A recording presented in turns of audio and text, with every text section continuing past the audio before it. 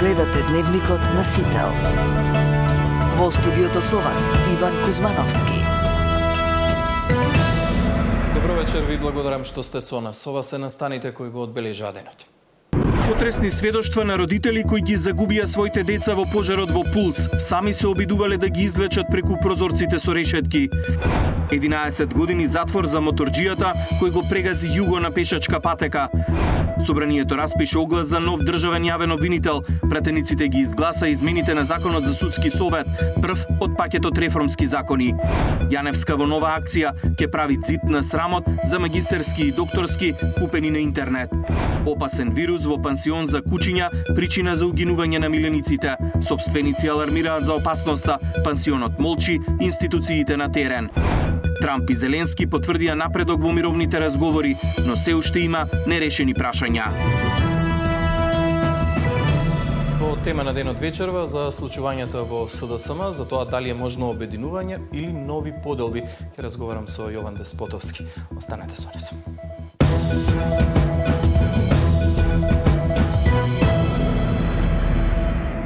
Потресни сведоштва денеска се слушнаа во судницата во Идризово од родителите чии деца загинаа во пожарот во дискотеката Пулс во Кочани. Пред судот сведочеа за кобната ноќ на 16 март. Дел од нив ги нашле заробени своите деца зад прозорците со решетки, дел пак ги пронашле во болничките кревети. Судскиот процес продолжува на 14 јануари. Потресни сведоштва за трагичната ноќ во Кочани. Родители на 3 деца кои загинаа во пожарот во дискотеката сведочеа денеска на судењето за случајот Пулс. Откако дознале дека објектот е во пламен, сите заминале кон местото. Дел со своји раце ги извадиле своите ќерки и синови од објектот. Во судницата рекоа дека нивните деца немале никакви изгореници. Сметале дека се онесвестени од чадот, но само неколку минути подоцна лекарите во Кочанската болница констатирале смрт. Цел ходник беше со легнати деца на подот, по клупите, кои изцрнети до непрепознатливост, кои изгорени. Мојот син Андреј го најдов во собата со број 2. Лежеше на креветот покрај прозорецот, изгледаше нормално, немаше изгореници. Со сопругот почнавме да му даваме вештачко дишење. Многу време го реанимиравме. Умот не ми даваше да се помирам дека е мртов. Бев пред влезот на диското, го видов сопругот како ја држи мојата ќерка. Бев среќна, оти на телото немаше изгореници. Мислев дека е само онесвестена, не и почината. Тој знаеше дека Драгана го загубила животот, не сакаше да ми го каже тоа. Пред дискотеката рекоа дека ги виделе членовите на обезбедувањето и полицајци за кои рекоа дека воопшто не им помогнале додека своите деца се обидувале да ги транспортираат до болница. На прашањата поставени од обвинителството, родителите кои сведочеа одговараа низ солзи. Лелеци се слушаа и од родителите на загинатите кои го следат секое рочиште. За некои исказите беа мачни, па повремено ја напуштаа судницата. Освен што говореа за хоророт низ кој поминале ноќта на 16 март, родителите на загинатите ги повикаа обвинетите да го признаат кривичното дело за кое се гонети. Од вас не барам сожалување, барам да ја признаете вината секој од вас, оти со вашите потписи на секој документ ја напишавте судбината на нашите деца. Од исказите на родителите тешко беше одржување на редот во судницата. Чести беа предупредувањата дека за нарушување на мирот и редот може да бидат отстранети. Најголем револт предизвика изјавата на обвинетиот Огњан Георгиев, кој рече дека во судницата треба да седат родителите, бидејќи дозволиле во објектот да се и нивните деца. Во смирување на состојбата интервенираше и полицијата, која ги враќаше родителите на своите места што се доближија до стаклото што ја дели судницата.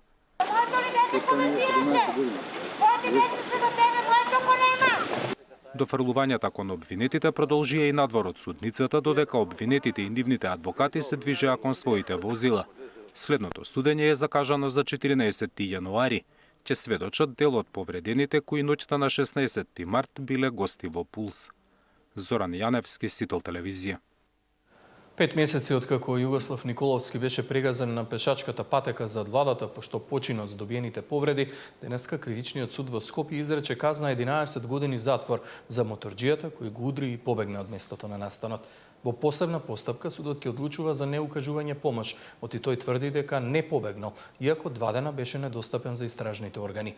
И покрај молбите на соседите, 5 месеци подоцна нема никаква заштита на пешачката патека, а автомобили и мотори секој ден се движат по неа. 11 години затвор доби Фатон Љури, кој го прегази на пешачка патека Југослав Николовски. Под прозорецот на неговиот семеен дом, кај паркот на франкофонијата, пред 5 месеци беше прегазен од Љури, кој без возачка управувал со Кавасаки мотор кој не бил во негова сопственост на пешачката патека, на која е забрането да се возат мотори. Иако за ова кривично дело казните затвор во просек се пониски од она што ја доби денеска Љури, сепак, поради се поголемата зачестеност на овие дела, судиката Снежана Марковска во образложението на пресудата кажа дека со овие 11 години затвор се испраќа порака во јавноста дека овие постапки се недозволиви и казните затвор се високи. Како досегашна судска пракса, казните за ваков вид кривични дела се движат од 3,5 до 5,5 години казна затвор, но судот истовремено констатира дека зачестеноста на ваквите дела, која е неспорна, сериозноста на последиците и последната правосилна пресуда за скоро идентично кривично дело укажуваат на потреба од построга казнена политика. Судот, обвинетиот, го осудува на казна затвор во траење од 11 години. Согласно член 47 од Кривичниот законник, во изречената казна затвор, на обвинетиот му се засметува и времето поминато во притвор. Како отежителна околност се зема тоа што и претходно Љури е правосудно осуден за друго кривично дело и според судот не извлекол поука од тоа и сторил ново кривично дело. Како едно од ретките олеснителни околности која се зема предвид е тоа што го признал делото. За него судот води одвоена постапка за тоа што не укажал помош на Југослав Николовски кога го прегазил, иако Љури тврди дека се вратил да помогне и не се чувствува виновен за тоа. Иако полицијата 2 дена го бараше, а потоа тој самиот се пријави во полиција. Неговата одбрана бараше тој да биде во куќен притвор до правосилност на пресудата, но сепак судот одлучи да остане во затворски притвор. Одбраната на Љури има 15 дена да се жали до апелација за 11 годишната затворска казна. Тамара Дичевска, Сител телевизија. Доживотен затвор за случајот со братоубиство од користолюбие во Кавадарци. Основниот суд во Кавадарци изрече пресуда врз основа на признание на вина, со која го огласи за виновен 43 годишниот СИ за кривично дело убиство и го осуди на казна доживотен затвор, информираше обвинителството. Обвинетиот на 27 јули годинава од користолюбие го лишил од живот својот помлад брат Илија Иванов. На роденденот на жртвата двајцата браќа започнале да се расправаат, бидејќи обвинетиот верувал дека неговиот брат сака да го преземе целиот имот. Потигнат од чувства на гнев и омраза, тој со тапиот метален дел од тесла го удрил брат му по главата, а кога оштетениот паднал, уште 2 пати го удрил со теслата, нанесувајќи му моментални смртоносни повреди. Потоа си заминал, а следниот ден се вратил и телото го префрлил во бањата. Во следните неколку дена се враќал за да го прикрие делото, ја бришал крвта од подот и од предметите, а телото го пренал во шупата, го затрупал во ров и врз него ставил шперплоче и други предмети. Од 30 јули до 5 август, кога било откриено телото, обвинетиот во повеќе наврати повлекувал пари со банкарската картичка на жртвата. Обвинението беше поднесено на 28 октомври, а обвинетиот во целост го призна делото. Собранието распише оглас за нов државен јавен обвинител. Пратениците ги изгласа измените на Законот за судски совет, прв од пакетот реформски закони. Јаневска во нова акција ќе прави цит на срамот за магистерски и докторски купени на интернет.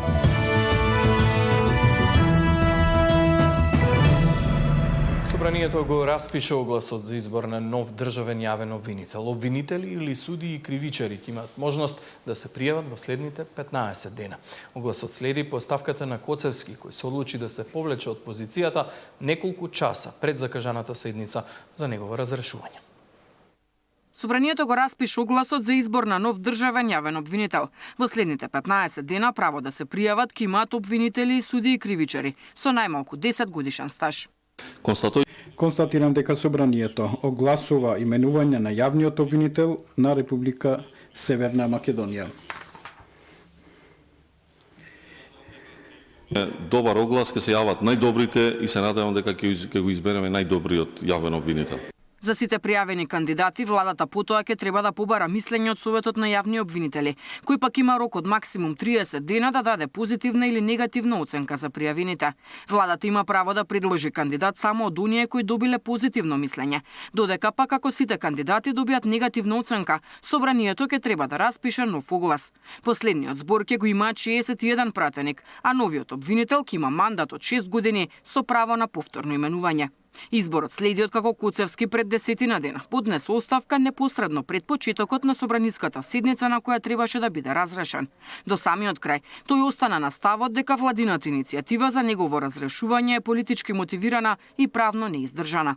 До изборот на нов, функцијата привремено ја превзема Анита Тополова Исајловска, која едногласно беше избрана од Советот на јавни обвинители, но таму може да остане најмногу 6 месеци. Деспина Тодоровска, Сител телевизија. Пратениците ги изгласа измените на Законот за судски совет, прв од пакетот реформски закони. За левица ова не се радикални, туку козметички измени. СДСМ го поддржа законот, но ја критикуваше процедурата. Парламентот даде зелено светло за Законот за судскиот совет. Со 73 гласа за и 1 воздржан, пратениците ги изгласа измените со кои се предвидува јавност во постапката за разрешување на председател на Советот.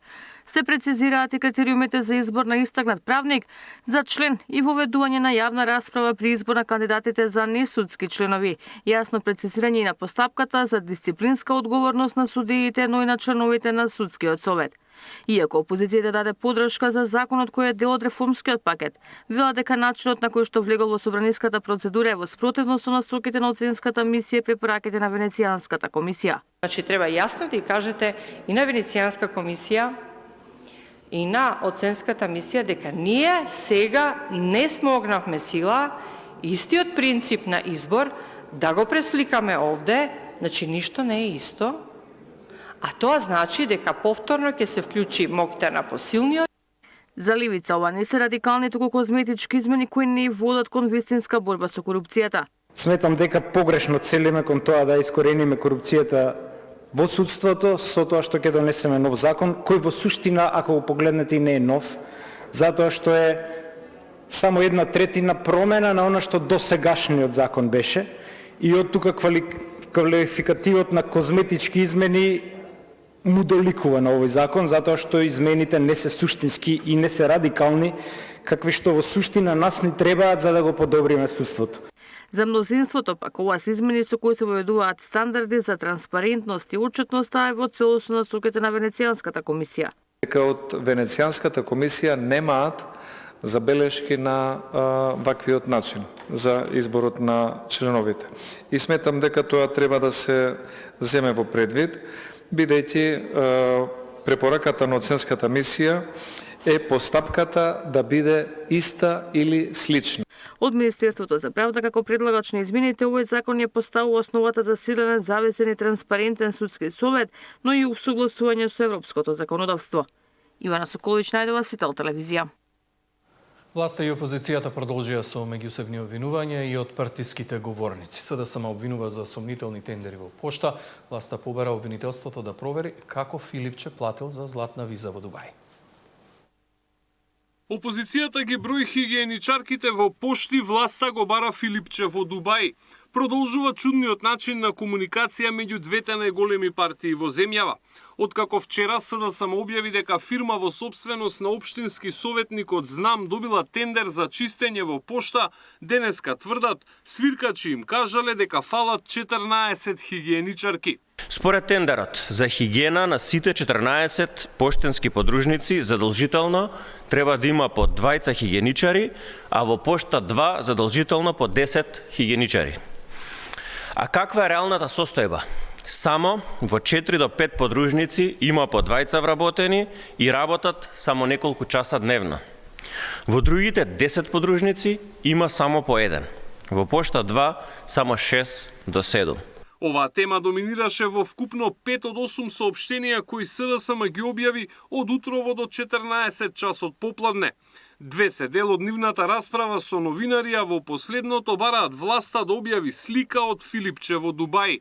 ВМРО ДПМН ја објави сликата која вчера се појави на социјалните мрежи и побара обвинителството да испита со кои пари Филипче купил златна виза во Дубај. Јавноста заслужува одговори за потеклото на златната виза на Филипче со оглед на тоа дека тој не бил, како што СДС кажа, градежник, туку доктор.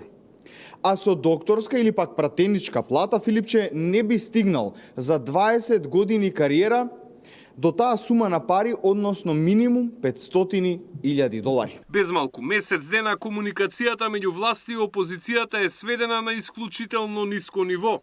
Опозицијата се обидува да ја убеди јавноста дека Мицковски има план да увезува мигранти за пари, а премиерот тврди дека СДСМ станале левица од Алиекспрес. Александар Спасовски, Сител телевизија. За случувањето во СДСМ, како што најави во тема на денот вечер, разговарам со Јован Деспотовски. Деспотовски, добро вечер, благодарам што сте со нас. Поканата. Морам на почетокот да ве прашам, во подписот ставив само Јован Деспотовски. СДСМ сте или не сте СДСМ? Апсолутно сум. СДСМ. Сум бил 30 години, ќе останам уште, се надам уште 30, можеби повеќе. Матичната партија викендов со серија, со пресконференција, па со серија соопштенија, ве обвини дека сте дел од некоја организирана шема на ВМРО ДПМН за однатре да ја рушите СДСМ. Дали сте дел од некаква организација на ВМРО ДПМН? Одговорот е многу едноставен не. Тоа е прво, второ, би ве коригирал веднаш во самото прашање. Мојата матична партија не се однесува вака. Ова што сега се случува на СДСМ е поединци кои што во моментот раководат со партијата се кријат позади големото име на СДСМ и му нанесуваат штета и срам со сето ова што се случува, вклучително и она што го споменавте што се случуваше викендов. Значи, одговорно ќе демантирам било каква соработка или комуникација имаме сите на нас 30 години, тоа не е тајна. Нормално, мала е државата и нормално е како комуницираме со нашите политички опоненти, исто како што комуницираме со моите сопартици, другари, кои што се јави во огромен број изминативе неколку дена, да изразат поддршка, меѓутоа првиот збор кај повеќето беше срам. Тоа не сме да се случува. Така што, повторно ќе кажам, ова што сега му се случува на СДСМ е срам, кој што му го нанесуваат поединци кои што раководат. Знаете за која комуникација ви се налутија? Искрено не. Искрено не, бидејќи јас од секогаш сум важел за човек кој што отворено комуницира со медиумите, затоа што сметам дека тоа е задача на и на одговорен политичар и тоа е обврска на голема партија. Значи, никогаш не сум се криел, ниту сметам дека треба тоа да го правиме како политичка партија, затоа што секој простор е добре дојде. Дури простор, ако отидете на медиум кој што е секогаш критичен према политичката опција која што застапуваме, и ако ви отстапи половина час или еден час, тоа е половина час или еден час помалку простор да ве критикуваат, а повеќе простор да го кажете тоа што имате да го кажете вие во прилог на опцијата која што застапувате. Така што, искрено не можам, ја и во првата реакција која искрено ме оставија без зборови, овие поединци кои што го напишале тоа соопштение, така како што го напишале, првата реакција на еден од вашите колеги што ми се јави, ако го немав прочитано, беше за прв пат после 30 години ме оставија без зборови, без коментар, меѓутоа го искоментирав потоа секако.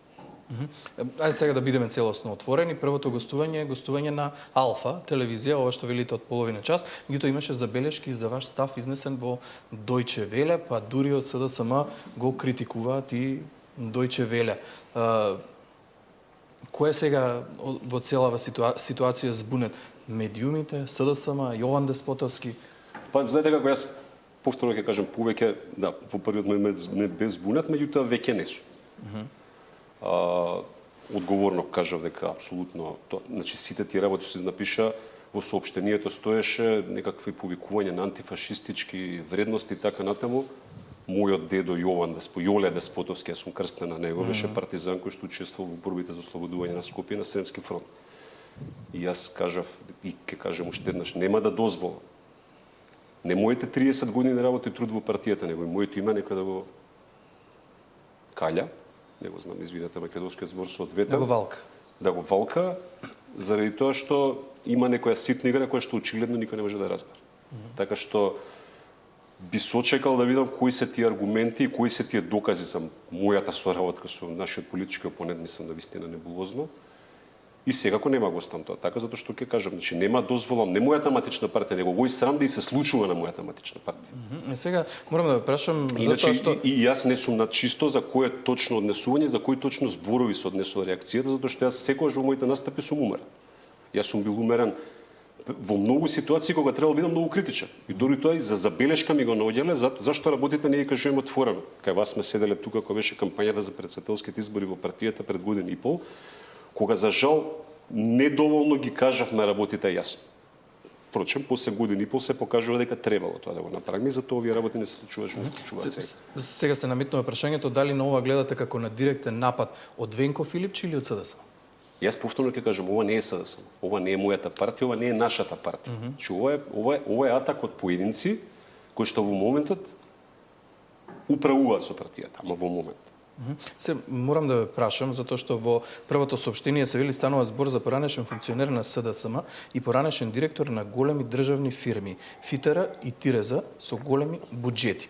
Ова некако наметнува не директно дека можеби Јован Деспотовски е под некаква уцена од власта за да соработува. Има ли некаква уцена од страна на власта за Јован Деспотовски? Година и пол помина откако веќе не сме власт. Јас себе седам, зборувам со вас слободно и немам никаков проблем да одговорам на било какво прашање, како што сум немал проблем да одговарам на прашање додека сум бил носител на функција. Оние што ги пишуваат овие редови, доколку чувствуваат дека така се гледа кон нив, не мора тоа да го наметнуваат и на сите останати. Јас точно знам како сум ја практикувал улогата и довербата што ми била дадена, ја ги знам резултатите, затоа што секој сме ги комуницирали. А сите останати, односно сите тие кои што се кријат позади вакви соопштенија, зборам за мали луѓе што се кријат позади големото име на СДСМ, треба да одговорат какви се нивните резултати. И како тие практикувале довербата кога им била дадена таа доверба од граѓаните, тие аргументи можеме секогаш да ги соочиме, не е проблем. Ако не грешам, минатата година во декември обвинителството излезе со информација дека покренува постапка против вас за работата во ТИРС по пријава на финансиската полиција. До каде е таа постапка? Немаме ништо во моментот. Јас и тогаш кажав и сега ќе кажам, после 12 месеци целосно сум на располагање за се што треба да одговорам на како дилема или како прашање. Меѓутоа, после година дена не можам да кажам ништо повеќе од тоа што го кажав пред една година. Деспотовски, сега неуместно би било да ве прашам што се случува во СДСМ, ама најавите се дека ќе има конгрес по нова година во партијата. Има ли можност да се гледаме незадоволство не само од ваша страна? Оставка од раководството побара и поранешниот градоначалник на Скопје Петар Шилегов. Ќе се појавите ли на тој конгрес? Има ли можност на тој конгрес да се побара јавно некаква одговорност? Какви се можностите кои што би можеле да се случат на тој партиски конгрес? Статут на партијата е доста широк по тие прашања, секогаш може да се побара. Јас не сум делегат на конгресот, така да, освен ако не добиам покана како гостин да учествувам, секако не би учествувал. Знаете како, не би сакал сега јас да бидам тој што ќе поттикнува дополнително. Значи, ние сега треба да зборуваме за единство во партијата. Значи, се тоа што се случуваше во изминативе денови е купање на ровови. Самиот факт што се огромен број на луѓе да изразат поддршка е добро за мене. Добро е за вредностите и идеите што ги застапуваме, меѓутоа генерално не е добро за СДСМ. Затоа што наместо да отвориме фронт нормално водоводници политички фронт кон власта, ние си купаме ровови меѓу себе. Значи ние не обединуваме. Така што сето она што треба да се случува на конгресот и сето тоа што ќе случува понатаму. Ја не мислам дека работите ќе се расчистуваат брзо, меѓутоа и ова е, ајде да кажеме, еден добар чекор во правец на расчистување на работите. Тоа што јас кажам. Раководството на партијата излезе со своји ставови, јас сега ќе почекам да имам доказите. Доколку не ги видам тие докази, во тој случај јас ќе побарам одговорност за јавно изразен збор, за валкање на мојот образ и на нанесување на срам на мојата партија. Така што еве тоа нека биде вовед во еден процес во кој што, знаете како, сакаме да зборуваме за све што се случува околу нас, а работите дома не си ги средуваме. Еве упорно после година и пол ние не можеме да кажеме дека нашиот дом е среден. Впрочем, реакциите на јавноста се такви, реакциите на нашите партиски членови се такви. Така што, повторно ќе кажам, се тоа што се случува можеби не е така лошо. Еве нека биде прв чекор, еве во расчистување на тие работи. Како може да се случи тоа обединување во СДСМ според вас? Многу едноставно. Ако го слушаме, тоа што наназад години го избегнуваме да го направиме, ако го слушаме ставот на луѓето. Значи, во СДСМ има огромен број на луѓе, огромен број на членови, огромен број на симпатизери. Луѓе кои што не чувствуваат дека имаат право да одлучуваат за прашањата внатре во СДСМ. Изборите во 2024 внатре партиските избори беа само капаче на сето тоа што се случуваше претходно. Зошто? Заради тоа што прво на многу мал број на луѓе беше овозможено да гласат, иако статутот по по словото на тоа што е напишано внатре, возможува сите што се регистрирани го направат. Меѓутоа 50-60 илјади бевме сведоци дека едва 10 илјади излегуваат и го искористија тоа право, а на многумина па им беше невозможно тоа да го направи. И сега повторно ќе кажам, ние како политичка партија сакаме да почнеме да ја градиме довербата кон граѓаните, повторно, нели, за да можеме утре избори да излеземе и да бараме довербата за да водиме државата, а при тоа ги забораваме нашите членови и забораваме на нив да им го вратиме чувството дека сепак се прашуваат за нешто. Бидејќи луѓето сега викаат, ама тоа таму што се случува во Скопје, ние ме разбирате. Така да во моментот сме во ситуација во која што повторно ќе кажем поединци кои што раководат со партијата се целосно оттуѓени од сето тоа што се случува во рамки на базата. Се додека тоа не се надмине, ние не можеме зборуваме за консолидирана партија, ниту за сериозна опозиција, каква што е потребна на државата. И сега овие поединци кои што велите дека го гледате тоа работење во СДСМ, комуницирате, разговарате, ве сте разговарали ли со Петреш и Легов, работите ли на нешто за да се сменат работите? Јас комуницирам со сите. Значи јас немам, повторно ќе кажам, значи јас немам апсолутно никаков проблем, 30 години од дете сум во политика. Од младина, значи повторно ќе кажам, комуницирам и со нашите, и со другите, и со сите. И тоа е нормално. Ако сакаме да имаме нормална држава, ние мора комуницираме, мора да задржиме одредено на ниво на политичка, човечка култура, тоа е добро домашно воспитување. Ја можеби со Петре, со Игор, со Андреј, набројте ги кого сакат.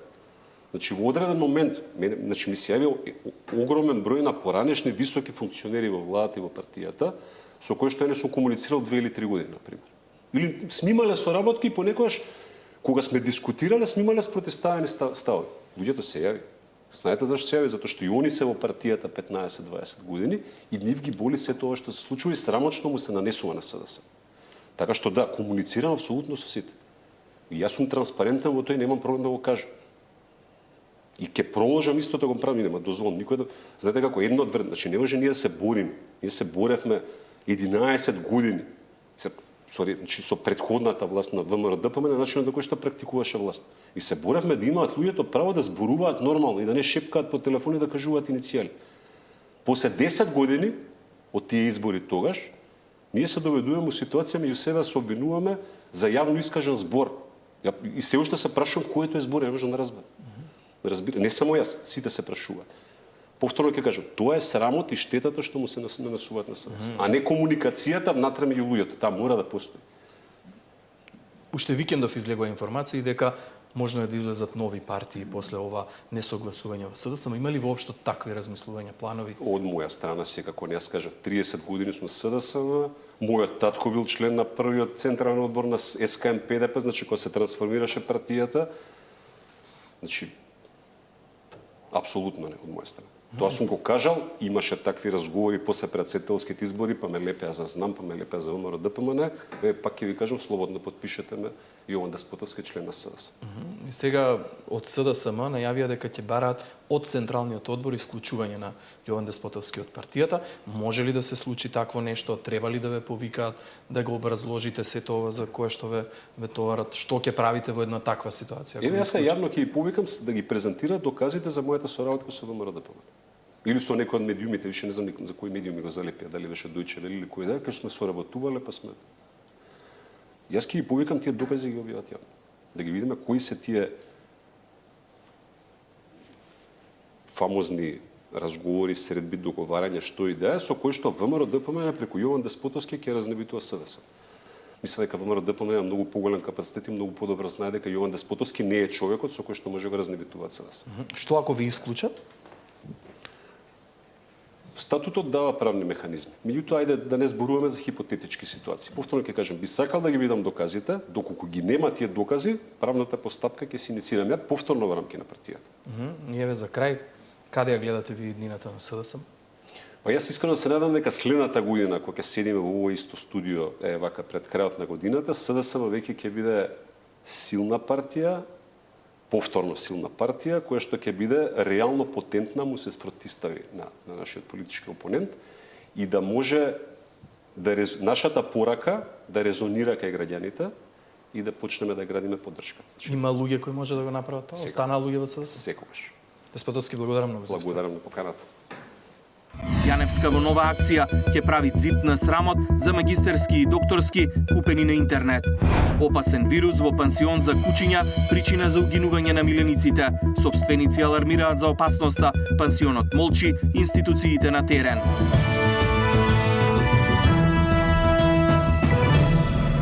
Министерката за образование Весна Јаневска најави нова акција за кревање на квалитетот во високото образование. Ќе прави специјален зид на срамот за магистерски и докторски купени на оглас, а ќе има и нови услови за сите универзитетски професори. Ако сте платиле 300 евра за некој да ви ја сработи магистерската или некој евро повеќе за да ви го подготват докторскиот труд, може би вашето име и презиме ќе се најде над зидот на срамот. Министерката Јаневска во борба против плагиатизмот најави пуштање во употреба на нов софтвер на страницата за плагиати, за да се откријат препишаните трудови на оние магистерски трудови и докторати чија крајна верзија изгледа како да ги пишувал ученик. Бидејќи се зборува дека на факултети поминуваат трудови напишани во стил ученички пишувања, ќе ги објавуваме сите јавно. Мене ќе ми биде срам да ставам подпис на нешто што не вреди. Сите ќе бидат изложени на зидот на срамот, па сите што препишувале ќе бидат откриени, рече министерката на новогодишниот брифинг со новинарите. Со серијата нови закони за високото образование, измена ќе има и за професорите на универзитетите. Секој ќе биде должен да објавува одреден број на научни трудови. Ако не за да остане професор на секој 5 години, повторно ќе треба да полага за лиценца. Крајната цел на оваа мерка е да се зголеми бројот на научни трудови, услов кој е неопходен за некој универзитет да се приближи до Шангајска листа. За еден наш универзитет да биде меѓу најдобрите 1000, годишно треба да објавува 1200 научни трудови во списанија со импакт фактор. На УКИМ годишно се објавуваат од 300 до 500 трудови. Габриела Лескова, Сител телевизија. Позитивни бројки на скопска гинекологија, но негативни на државно ниво. ГАК бележи 200 новороденчиња повеќе во споредба со лани, но за 8 години во државата има 6000 помалку. Според премиерот, ова е слика за изумирање на една нација. По неколку годишниот негативен и опаѓачки тренд на гинекологија. Годинава на клиниката има над 4000 раѓања. Бројките за 2025 покажуваат дека има повеќе од 200 новороденчиња во споредба со претходната. А според надлежните на тоа влија и повторното обновување на психосоцијалната подготовка за трудници и безболното породување. Пред малку се породи 4026-тото дете, што значи дека оној тренд на пат на раѓање на нашата клиника го намаривме и јас искрено се надевам дека така е во секоја институција и дека повторно младите ќе се охрабрат повеќе да раѓаат во нашата држава. Позитивни се бројките на гинекологија, но разочарувачки се на ниво на држава каде за период од 8 години или од 2016 до 2024 има 6000 помалку новороденчиња. Премиерот Мицкоски вели бадијала се вложува во училишта и градинки кога нема кој да ги користи и затоа упати апел до младите. Ако е една училница од 20 ученици, тоа значи 300 празни училници имаме сега. И ако една училница е долга 20 метра, имаме 6 километра празни училници. Прилика вака изгледа изумирање на една нација. И затоа мојата порака до младите е љубовта кон татковината се манифестира со тоа што одлучуваме, се разбира тоа е лична одлука, но одлучуваме да создадеме семејство и да се реализираме како родители. Премиерот беше во обиколка на гинекологија по завршување на реконструкцијата на лаборатории, влезот на клиниката како и набавка на опрема. Надлежните велат дека целта е подобро јавно здравство, за граѓаните да имаат пристап до услуги што заслужуваат. Сања Димитровска, Сител телевизија. Опасен вирус во пансион за кучиња бил причина за угинување на милениците, обвинуваат повеќе сопственици кои ги користеле услугите. 11-месечното куче на Ана Пејковска починало откако било оставено на чување во пансионот за кучиња Аф Хепи Дог. Таа за Сител вели дека нејзиното милениче било заразено со парвовироза и кога си го земала дома било во критична состојба. Го однела на ветеринар, но инфузиите и терапиите не помогнале. Тврди дека од пансионот не и било кажано дека кучето е заразено, туку само дека не е расположено и не сака да јаде. Кучето не ми беше вратено само болно, туку во исклучително тешка состојба. Уште пред да влезе дома, поврати жолта киселина што според ветеринарите укажува на долготрајно најадење и се онесвести. Истата вечер беше утврдено дека има паравовироза во понапредна фаза со сериозно влошени параметри и индикации на откажување на органи. И симптомите беа јасни. Кучето беше изгладнато, дехидрирано, драстично ослабено, од 5,5 кг паднато на под 4, со обилен обилна крвава диареја. Грижата не била пружена повеќе денови. Дополнително подоцна дознавме од ветеринар кој што го прегледал дента пред да ни го вратат дека имало всушност крв во изметот, но тоа не беше воопшто соопштено со мене. Пејковска викендов го сподели своето сведоштво на социјалните мрежи и веднаш се појави лавина реакции. Граѓани кои однеле кучиња во пансионот почнале да ги тестираат и сфатиле дека се позитивни на вирусот. Еден од нив е и Александар Балинда. Гостував тама на 22 декември, кога што патував со моето семејство во Германија на Божикни празници, нели. На 27 ден кога го земав од таму вечерта изгледаше малце потресен, ослабен, под стрес, не впечатливо за него, не е обично таков. Има симптоми, мислам кога го несов на ветеринар сведе дека има потечени крајници, да чукна во дрво, не знам до што се должи, могуче можно е сега во некоја прва фаза почетна на болеста, можно е да едноставно има посилен имунитет и да не развие некои посилни симптоми.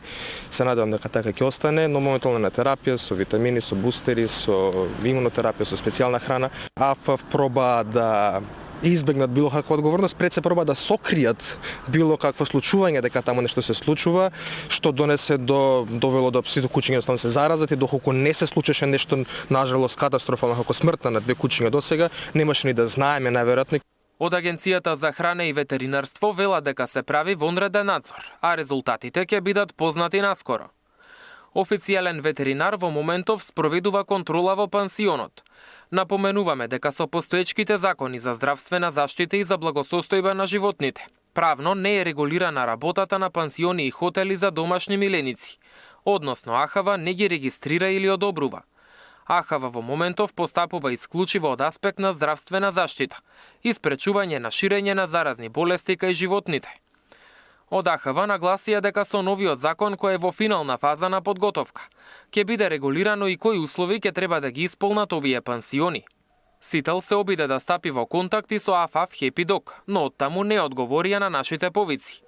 На нивната веб страна се вели дека кучињата се по 24 часове надзор од стручни лица.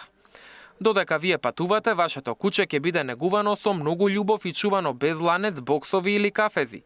Секое куче има лична спална соба која му е на располагање 24 часа, пишува на страната. Инаку според ценовникот, за еден месец престој, за мали кучиња се наплаќа 24.000, а за средни и големи кучиња 27.000 денари. Мартин Арсов, Сител телевизија. Ке се менува законот за финансиски друштва за да се спречат компаниите за брзи кредити енормно да заработуваат на грбот на граѓаните. Со измени во Законот за финансиски друштва, државата ќе ги спречува компаниите за брзи кредити енормно да заработуваат на грбот на граѓаните, најавува министерката за финансии Кочовска. За една година има на 200.000 договори, вредни 133 милиони евра. Од нив 114 милиони евра се кредити на физичките лица, а останатите скоро 20 милиони евра на фирмите. Измените ќе бидат во насока да не може провизиите и каматите да го надминуваат вкупниот износ на кредитот, вели министерката за финансии на брифинг со новинарите. Ако долгот е 20.000 денари, максималниот износ кој треба да го вратат е 30.000 денари.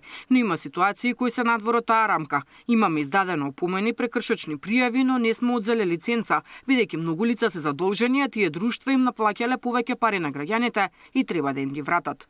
Промени во даночната политика од следната година нема да има, но најавени се законски измени во неколку области. Премиерот Мицкоски веќе најави дел од новините кои ќе стартуваат до година. Ги охрабруваме општините да продолжат со ној проект, да речеме парцелизација за млади брачни парови, 1 евро и ослободување на комунали. Ние како влада ќе почнеме да го имплементираме поврат на даноци за мајките за прво, второ, трето плюс родено дете и така натаму. За редовно сервисирање на врските следната година ќе треба да се задолжиме на надворешниот пазар 1,3 милиарди евра. Министерката Кочовска размислува да се издаде евроврзница поделена во 2 дела, од по 500 милиони евра, од кои првиот дел би бил со помала рочност за да се постигне пониска камата, а вториот со поголем рок на отплата. Истата би се издала во првиот квартал следната година. Наташа Мерсовска, Сител телевизија.